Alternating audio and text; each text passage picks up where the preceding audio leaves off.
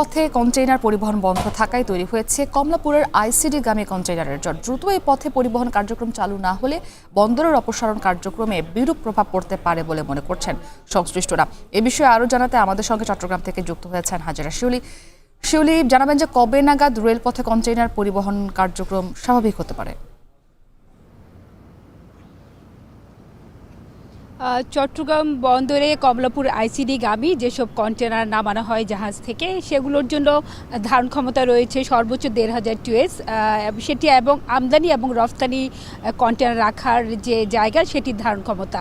তো বর্তমানে বন্দরের ইয়ার্ডে প্রায় ২২০০ টিউএস কন্টেনার জমে গেছে এবং অলরেডি বলা যাচ্ছে যে ধারণ ক্ষমতার অনেক বেশি কন্টেনার। এটা শুধু আমদানি কন্টেনারই জমেছে, এর বাইরে কিছু রফতানি কন্টেনারও আছে। তো কর্তৃপক্ষ বলছেন যে আসলে তারা রেলওয়ের প্রশাসনের সাথে কথা বলেছেন, কিন্তু তারা এখনও সুনির্দিষ্ট করে তাদেরকে জানাতে পারেনি যে কবে নাগাদ রেলপথে কন্টেনার পরিবহন শুরু হবে। বন্দরের ইয়ার্ডের বাইরেও ওয়াগন ভর্তি প্রায় ২০০ কন্টেনার যে সেখানে পড়ে আছে, সেগুলো কিন্তু যেতে পারেনি। এখন রেল কর্তৃপক্ষ যখনই নির্দেশনা দিবে বা ঊর্ধ্বতন কর্তৃপক্ষের কাছ থেকে তারা ক্লিয়ারেন্স পাওয়ার পরই রেলপথে কন্টেনার পরিবহন শুরু হবে বলে তাদেরকে জানানো হয়েছে।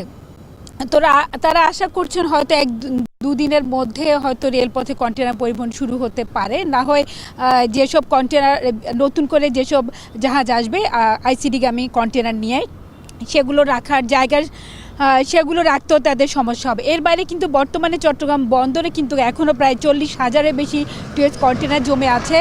যদিও বন্দরের ধারণ ক্ষমতা ৫৪,০০০ টিউএস, কিন্তু ২০-২৫% জায়গা খালি রাখতে হয় অপারেশনাল কার্যক্রমের জন্য, গাড়ি মুভমেন্টের জন্য এবং এক জায়গা থেকে কন্টেনার আরেক জায়গায় স্থানান্তরের জন্য।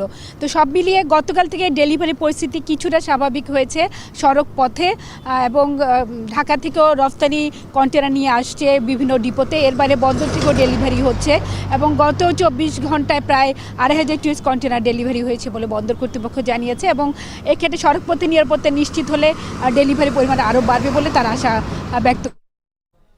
হাজেরা শিউলি যুক্ত ছিলেন চট্টগ্রাম থেকে। নিচ্ছে আরও একটি বিরতি, সাথেই থাকুন।